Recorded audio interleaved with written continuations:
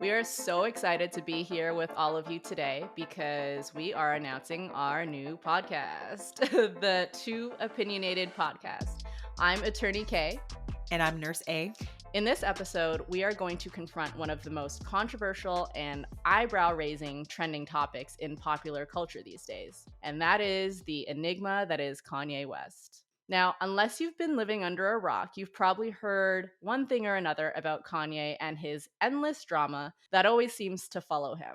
He's been getting in a lot of trouble with the public and the media lately, and whether you love him or hate him, he really knows how to get attention and spark some controversy. Lately, his actions have sparked debate around racism, freedom of speech, cancel culture, mental health, and among many other things. And since these are touchy issues to speak to or speak on, given on how messy and downright offensive his antics have been lately, it's a complex and layered discussion that's difficult for many to weigh in on, which is exactly why we're going to have this conversation today and why we're talking. So buckle up, let's get into the drama. Should Kanye be canceled?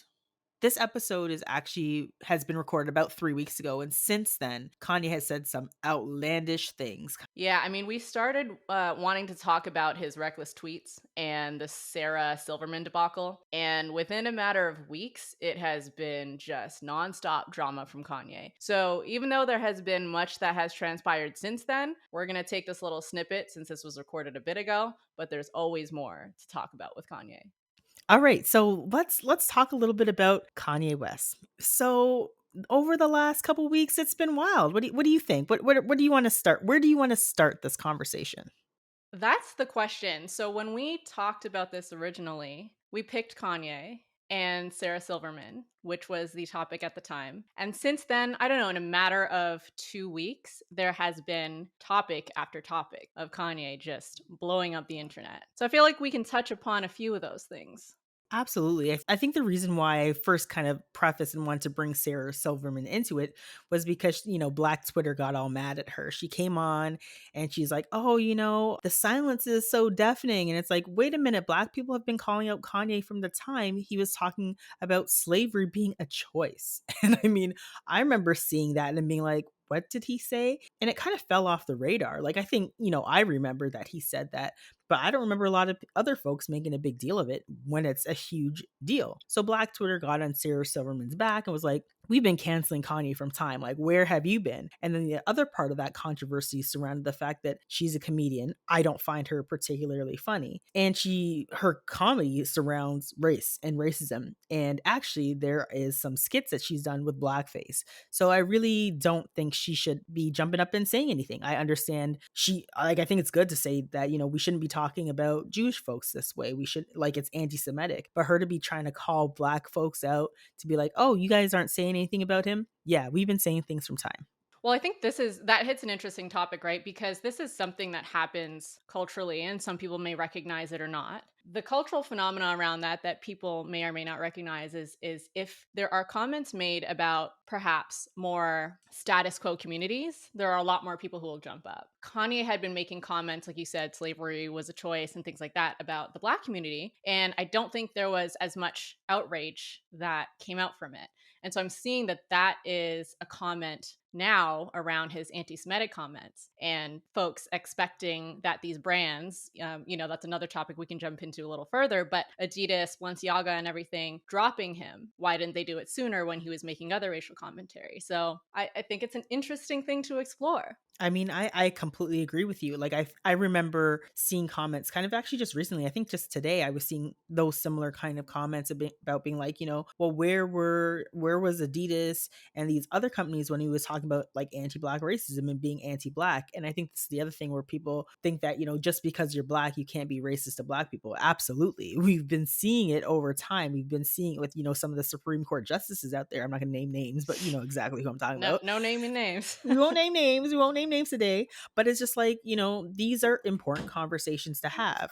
Why were we not hearing the heat? Why did Adidas and these other companies that he was working with not drop him when he was having these conversations about slavery? Because again, we're still talking about cultural genocide when we're talking about folks that were, essentially they were based on the color of their skin, a choice that we don't make. We don't make these choices, right? Black folks were were essentially put into a category that was below human. And if he could make this statement about black folks that way, the impact should be the same. But for whatever reason in my quotations, we didn't see that same type of response as we're seeing today with the anti Semitic comments. I am not trying to juxtapose the two and saying they're both really bad. He shouldn't be saying anti black stuff. He shouldn't be saying anti Semitism type of things either, because we know what's happened with Jewish folks too. I think I read something today about like 0.2% of the world's population is Jewish, and that's because they were culturally genocide from the Nazis. You pull up a really important point. Why did the anti-blackness not trigger a similar response that we're seeing, right? Well, and to the point you raise,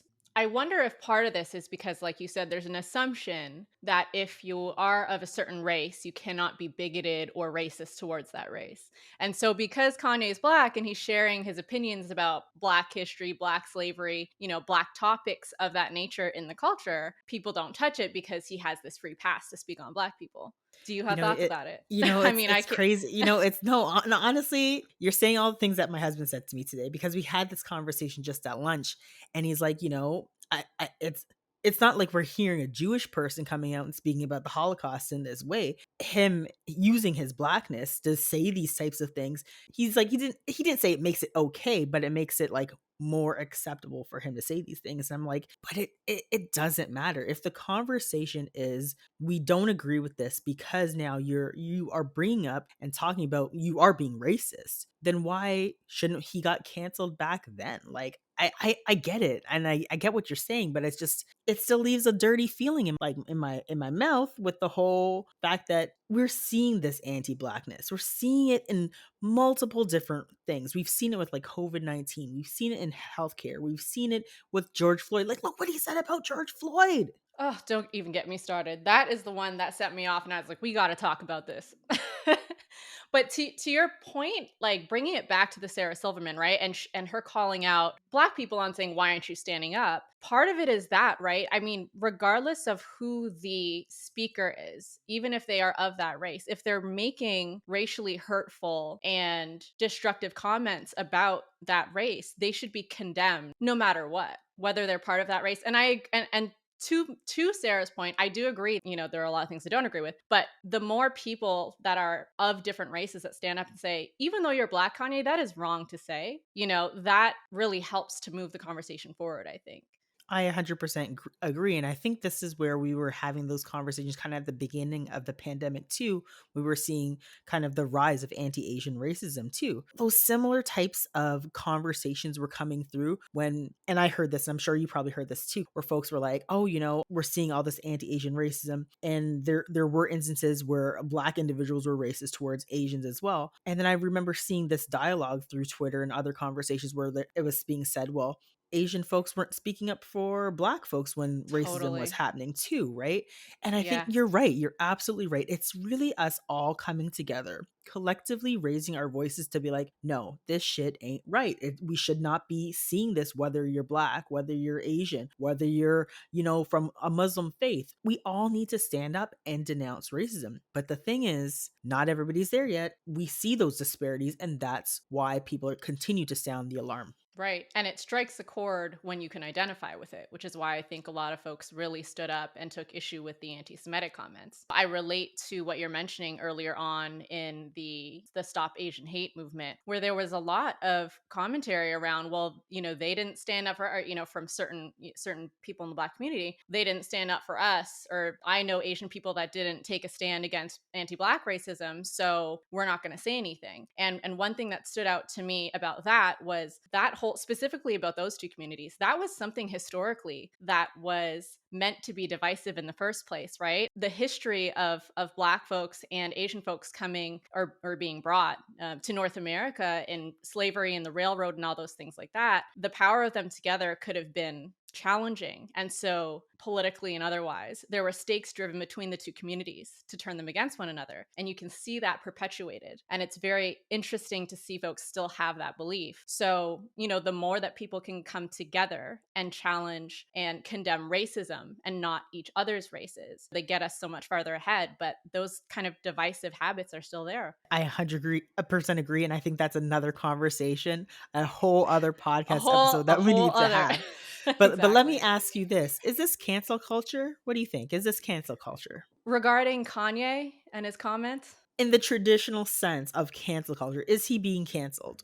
I have my thoughts about cancel culture in the first place, but I don't think someone of Kanye's stature who happens to have these two kind of extremist sides around his fan base and folks who now kind of disagree with where he's coming from. I don't think Kanye can be canceled, unfortunately. He's just got such stature that I've seen comments about Will Smith and, other things that happen in the media. And after some time goes on and things dissipate, people love them the same. I think Kanye has such a stature in popular culture that is this going to be canceled? I don't really think so, but I do think that it's good that some of these brands are really taking a stand to it, because that's the problem. And whether he should be canceled or not, I think is another discussion as well. But at some point when you're making hurtful and destructive comments on a public level, being someone with your influence level, it is a question. I mean, perhaps you should be canceled.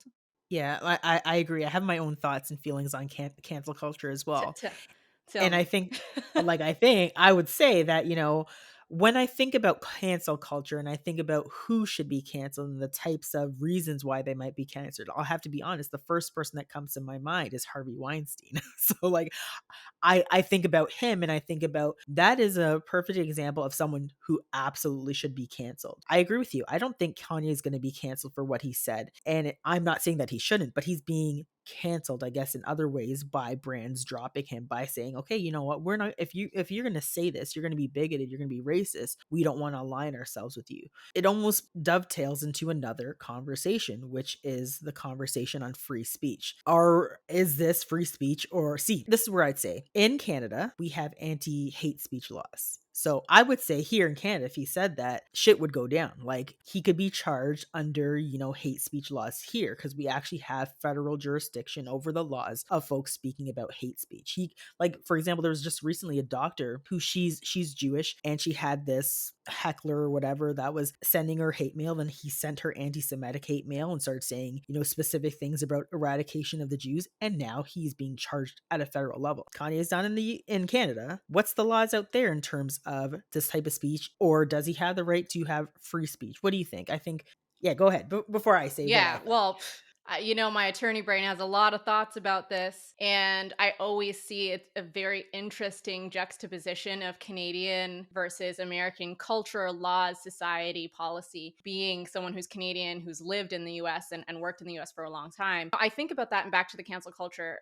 Part of my issue with Kanye, as he's kind of devolved further and further, is he claims himself as this freedom of thought, freedom of speech type person, which I believe, particularly as a practitioner of law, that everyone has the right to have their free thoughts and free speech and to voice them if they feel necessary, because that is a right that I think is kind of core to people as beings, and everyone can have individual thoughts and growth and shouldn't necessarily have to be canceled because they have less evolved thoughts at this time. When it becomes harmful or hateful is where I take issue with that. And as you mentioned, in Canada, culturally, we have a very specific view around hate speech and things like that. In the United States, it's not so much the emphasis on that. It's more the emphasis on free will and freedom of speech and your constitutional rights and your First Amendment. There isn't a law against hate speech in the US. And that says something pretty significant about, the Shade, difference in shade, between shade.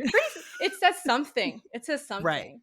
Hmm. But that free will is something that is highly, highly valued here and protected consistently. And so it's interesting that when these comments are being made that are very harmful to certain communities, Adidas claimed that they're dropping him because of his hate speech and because of these things. So it's not a constitutional First Amendment protection, But by all means, if private corporations feel that doesn't align with them, they can and probably should make a pretty stern decision about it. Twitter and all these platforms that are banning him, by all means. And I think it's interesting. And I've like wanted to pick this bone for a while. Everyone online is up in arms, or a lot of people that have this belief system are up in arms about censorship and, how can you cancel him from a platform? He should be able to speak. And if we say something people don't agree with, then they should get banned. That's against our freedom of speech and that's censorship. It is not. These are Thank private you. corporations, Thank okay? you. They have an interest in protecting whatever belief system they have. He can have those beliefs, he can share them with people, but he doesn't have a right to spew those kinds of things on a private platform that the company can absolutely decide not to have them on there. And so when people say he's getting canceled and you can't see anything these days and everyone's so hypersensitive, that's not the case. It's just if you're not going to follow the policies and things that are put in place by certain private corporations, they have absolutely the right to take you off of it. That's my thought on that. No, I agree with you. And the other piece to that is freedom of speech doesn't mean freedom of consequence. You can go out there, you can say all this crazy ass shit, but remember someone else is listening and it doesn't mean, and there might be many folks that don't agree with you and it doesn't, and they can say, well, we don't agree with that. We think that's cray. We don't like that. And we're going, and we're going to say, oh, we don't want to align ourselves with you. I think that's the other piece that people don't really respect or understand, that you could have your freedom of speech, but again, it doesn't mean freedom of consequence. And I think where for me, I have lots of issues or I take issues with it is just, for example, today I saw a post of folks that were doing a Nazi salute off of a bridge and had their anti-Semitic signs. And That that was in that to LA. me, that shit's That was here. disturbing. That Yeah. is disturbing. Knowing that if we look back, and again, this is a whole other topic. If we look back on the history and the rise of Hitler and how he came into power, it started off with just small conversations. And it was a whole movement that ended up with over 6 million Jewish folks dying, being fully eradicated. And we must do well to remember our history. People will be like, oh, it happened back then. That can't happen now. I don't believe that. I don't believe that at all. I feel that we're on this slippery slope where we're starting to see the rise of much more insidious and scary types of things in our culture, and we can't forget what has happened in within our history. I am quite concerned for Jewish folks at this time. I'm concerned for Black folks all the time. I'm concerned for Asian folks. I just see that we're going down this pathway and I don't like it, but I don't see the full appetite and movement of people being like uniting and standing together against this. And this is just another perfect example with Kanye and him saying these things of what we need to start working towards and start seeing change with. So what do you think are some of the things that folks can do right now to, one, start having conversations or even changing the dialogue or bringing about awareness? Because I think that's the other piece. People really rely on others, and I really hate this, for their knowledge, right? It's just like we're in this millennia where people just want bits and bytes of things, 5 minutes, 2 minutes, 30 seconds on a TikTok roll of information. But the thing is, we have to lead people in a path that, they can do this independently by themselves and just figure out some of the stuff. Because if we don't, I feel that we'd be remiss if we don't do anything. So what do you think are some things some good takeaways from this type of conversation, and how we can, make change? If we make change in regards to some of the conversations and things that we're seeing right now? Yeah, no, absolutely. We can make change. I think that there's a lot of important things that we can do to help further this movement and the unity, right? And the harmony with everyone. But having these conversations, as difficult or uncomfortable as they may be, with folks who disagree with you, those are important dialogues to have. Listening or being open to conversations that you may not have aligned interests with everyone there are also helpful, kind of shedding light on these things. And like we're doing, talking about it, sharing different views, is helpful to have this dialogue open up, because if you're not exposed to it, you're going to be in your bubble of people who think like you and probably have the same upbringing as you, etc. But one thing as we talk about cancel culture that I also think is important is having enough knowledge and understanding around your own perspective of people and things they say, and acknowledging that if someone shares something that is disagreeable at the moment, I don't think they should be canceled, because people have the capacity to grow and learn and communicate different beliefs at different times. And if there is this fear around saying the wrong thing or being misinformed, quite frankly, that you can't recover from that, that stymies the evolution of our knowledge, right? And so, one kind of simple example, Fox News has a certain perspective, CNN has a certain perspective. If you only watch one, you only ingest one, right? I will watch Fox News sometimes just to see what they're talking about, see what their positioning is,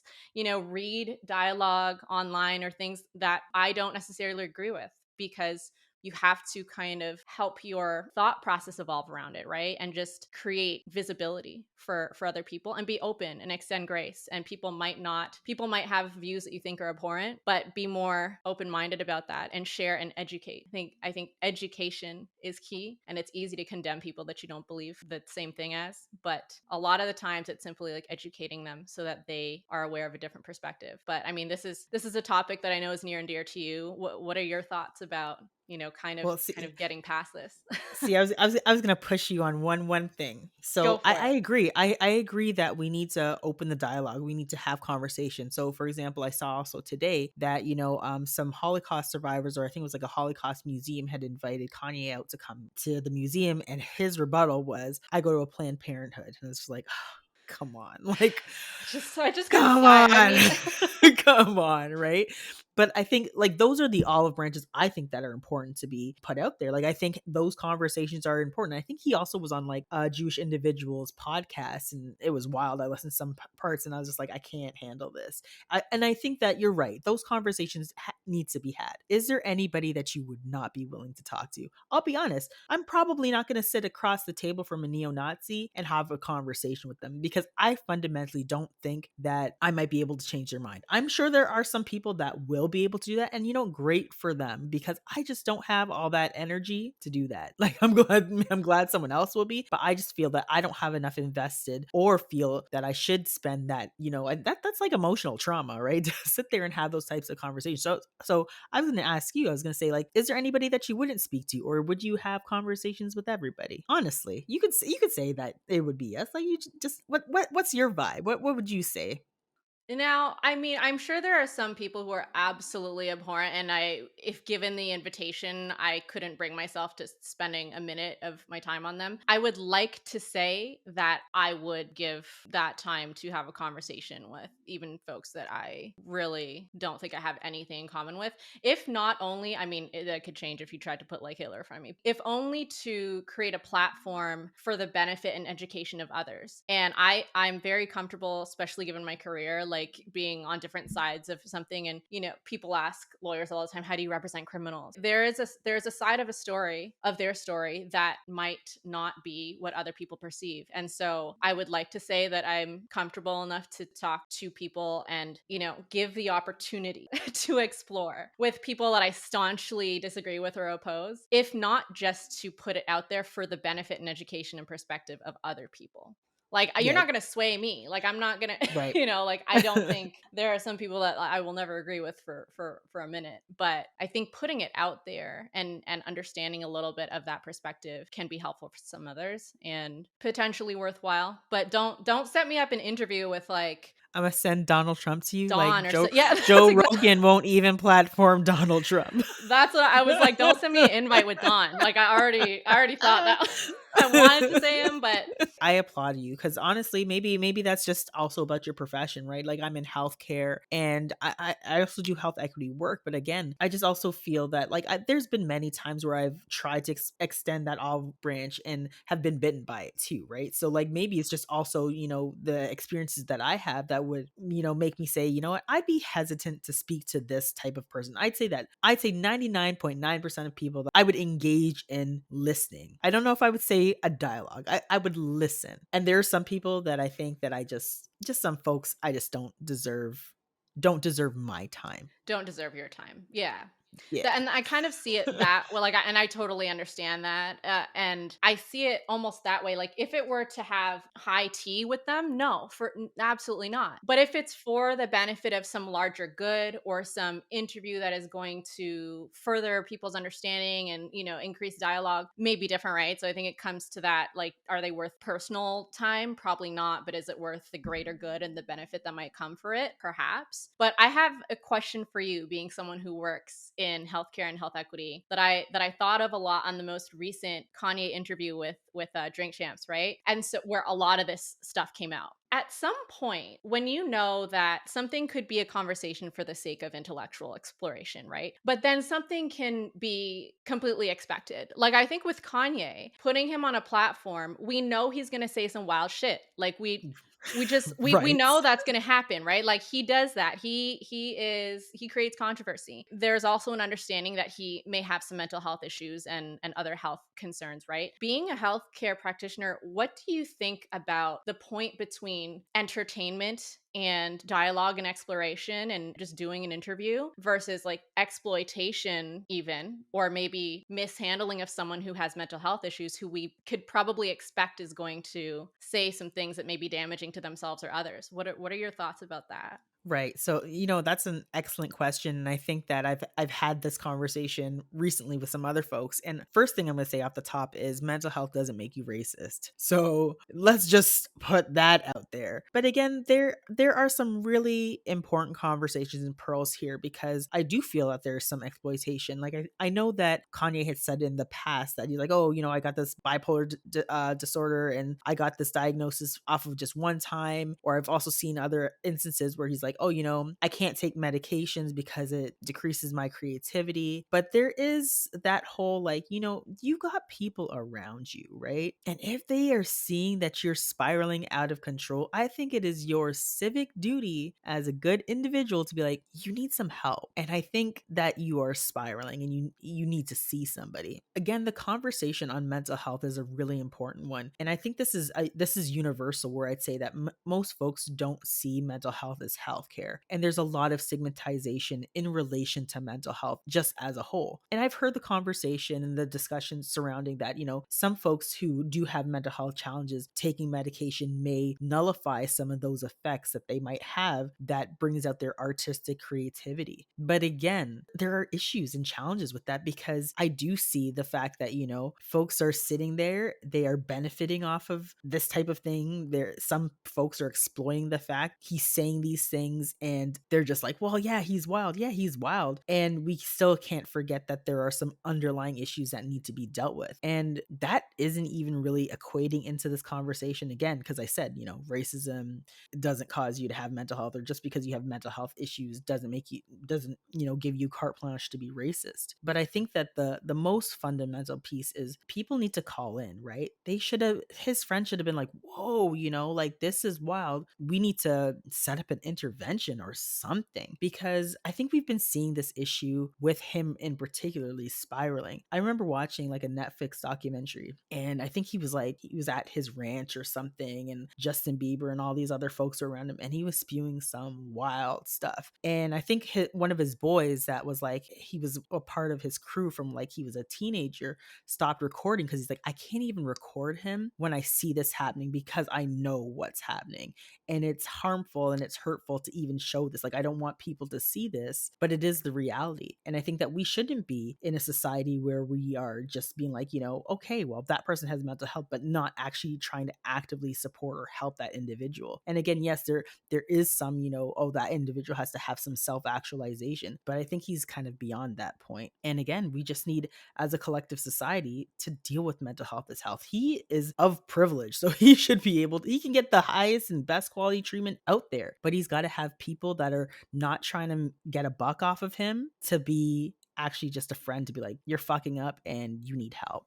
Yeah, absolutely. I mean, those are really important points to raise. My understanding is that didn't Kim Kardashian make comments about her trying to, or he made comments about saying Kim tried to get me committed, and things like that. And so I'm sure that folks have tried, but I don't take Kanye as being one to kind of lay back and listen and take direction. But that really begs the question for platforms and I understand Drink Champs took the episode down after the fact, but for platforms and entertainment outlets they're here for ratings. I mean, they're running a business, they're here for ratings. They know Kanye is going to spike their ratings, right? At some point, does it become kind of a public onus to say, we recognize that this person is spiraling and has the potential to do and say damaging things for himself and others, and we're not going to parade that? 100%. There's greed out there. Like they say that money is the root of all evil, and there's a lot of evil folks trying to get a lot of green, right? Like we know that that's a part of the problem. But the other thing is, like, I'd ask you this, right? So Britney Spears was in a conservatorship for how long? Don't try to say that it can't be done, right? Like, I mean, I had many questions with the whole Britney Spears situation, anyways. But there are laws out there. We don't even have laws like conservatorship, like to the extent in America that there is here. Like we don't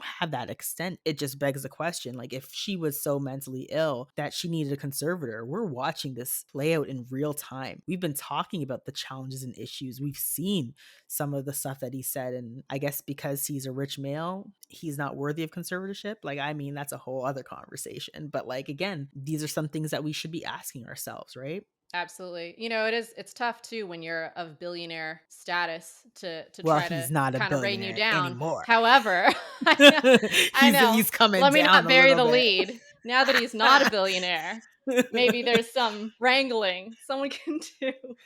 But and that, I think, to kind of cap this conversation off, that hitting you in the pockets is where it really hurts when you are someone of that standing and caliber. And I wonder if that will prompt some realization for him, because if there's anything that I think will impact someone like Kanye, it is taking away their billionaire status.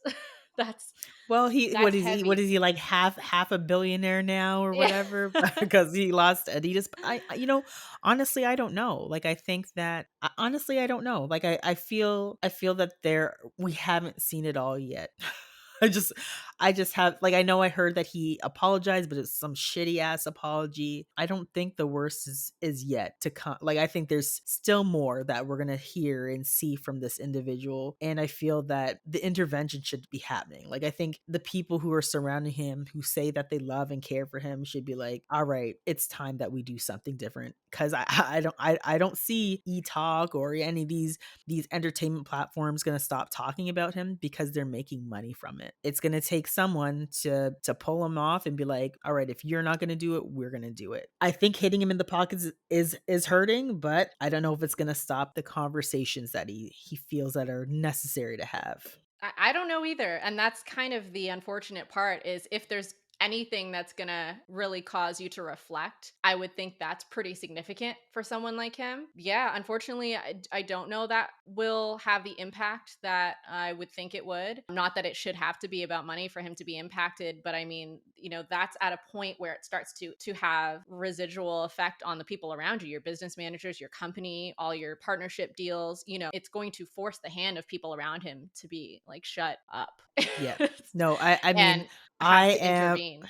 I think if I was his friend, I would slap him very hard and tell him, like, this needs to stop because it's such a hurtful conversation. It's so painful to continue to watch, and he needs to have someone shut him up. He does. And at this point, I mean, I think it's devolved, right? Like we mentioned, he's always been this person to kind of say controversial things, but now it's becoming racist and hurtful and destructive to the point that there are people in LA on the highway, doing Nazi salutes. Like that it's gotten to the point where it becomes a public issue. And I think that's where folks have to step in. And whether that's people or, things like conservatorships or platforms that are going to take away his right to speak out on publicly, things like that, does it become a public responsibility at some point to recognize that this man is not well and he needs help and he's damaging himself and now potentially damaging others? I think so. I think once your actions start to impact the public and whole races potentially, there's a greater onus to nip it in the bud. I hope that he has